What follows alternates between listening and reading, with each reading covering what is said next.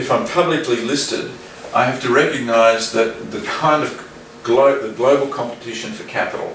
Ну, во-первых, первое, что необходимо признать, это то, что если я публичная компания, то это означает, что поскольку я на бирже, то здесь будет глобальная конкуренция за капитал. So there are something like 180 stock exchanges around the world. Ну, вот в мире существует примерно где-то 180 фондовых бирж. And I always like to ask this question, how many companies are listed globally? Ну и всегда будут задавать эти вопросы, сколько компаний имеют листинг на этих биржах. And not many people can answer that question. И, в общем-то, не так много людей могут ответить на подобного рода вопросы. Okay. And the answer is there's about 45,000. Ответ, вот всего где-то примерно 45 тысяч компаний имеют котировки на бирже. So the question is, why would anyone invest in my company? Поэтому вопрос заключается в следующем. Почему кто-то будет инвестировать в мою компанию? So this is the concept. It says, вот концепция. Здесь говорится, economic profit is operating revenue. Экономическая доходность – это операционная доходность. Minus operating expenses. Минус операционные расходы. Minus amortization. Минус амортизация. Gives me earnings before interest and tax. Это у нас будет доходность до вычета, до прибыльности и налога.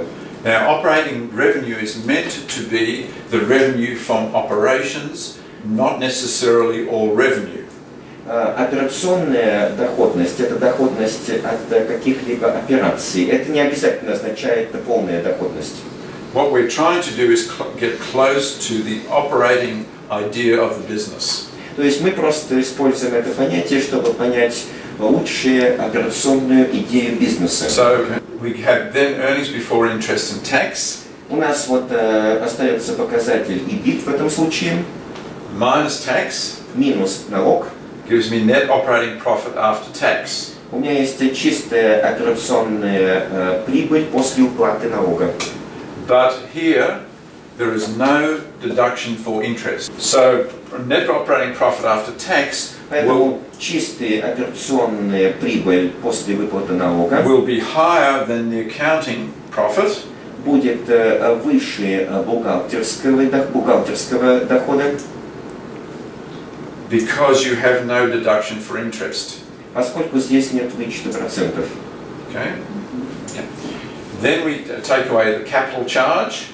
Затем мы здесь исключаем в том числе непосредственно стоимость капитала. Is like a rent.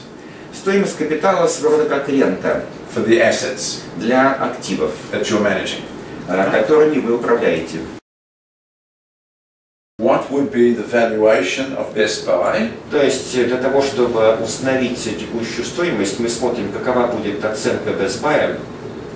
If investors thought that its current economic profit would go on forever. И если текущий экономический доход у этой компании будет вот таким вечно. That's what the value of this company would be. If the investors believed there was no growth. Вот такова будет стоимость компании, если инвесторы будут считать, что роста здесь не будет. If there's no growth expectation, если нет никакого ожидания роста, and growth can be either positive or negative. So рост может быть либо положительный, либо отрицательный, если вот здесь нет таких изменений. If investors believe there was going to be no change to current profit, если инвестор считает, что не будет никаких изменений в текущей прибыли, what would be the enterprise value? Какова будет тогда стоимость компании? And the answer is $12.6 billion.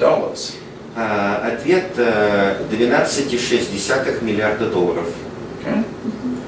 So the difference between this enterprise value Поэтому разница между стоимостью компании and this current value, и текущей стоимостью, which is what we call the future value, то, что мы называем будущей стоимостью, represents the present value представляет текущую стоимость of future growth.